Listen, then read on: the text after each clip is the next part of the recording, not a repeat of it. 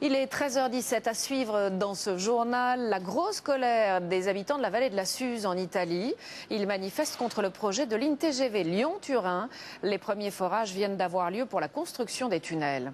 Un TGV entre Lyon et Turin. La ligne devrait fonctionner en 2023. Les travaux vont véritablement commencer dans 3 ans. Le problème, c'est que dans la vallée de la Suze, en Italie, l'opposition, vous allez le voir, est forte.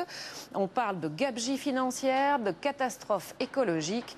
Une manifestation a réuni plusieurs milliers de personnes dès les premiers forages. Reportage sur place de Philippe Visserias et Jonah Messina.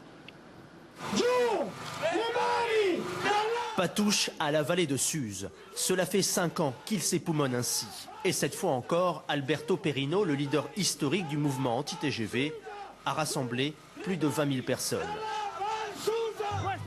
Regardez ces grandioses, ils ne nous arrêteront jamais parce que nous sommes remontés à bloc. Notave, non au TGV. Ici, on se voit un peu comme Astérix et Obélix résistant à l'envahisseur. Et depuis quelques jours, ses opposants sont partout. Trains bloqués, autoroutes occupées. La vallée de Suze, à 20 km de Turin, est le fief de ces manifestants. Au bout de la vallée, de l'autre côté de ce massif, la France. Le projet prévoit de creuser sous cette montagne un tunnel de 53 km de long entre Suze et Saint-Jean-de-Maurienne pour mettre Paris à 4 heures de train de Turin contre 7 aujourd'hui. Pour les opposants, c'est avant tout une catastrophe écologique. Dans cette montagne, s'ils creusent, ils perceront les nappes phréatiques et on perdra une quantité d'eau équivalente aux besoins annuels d'une ville d'1 million d'habitants.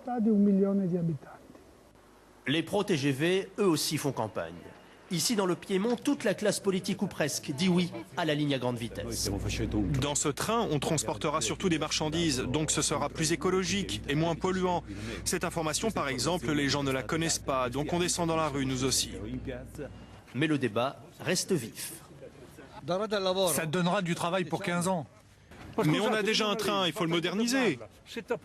Difficile de trouver le consensus. Et pour éviter toute protestation, c'est de nuit et sous haute protection policière que l'on installe les forages sur le tracé du futur TGV, un travail qui doit être terminé avant la fin janvier. Silvio Berlusconi, le chef du gouvernement, a fait du TGV Lyon-Turin un chantier prioritaire. Et il se dit même prêt à utiliser la force pour faire respecter les délais.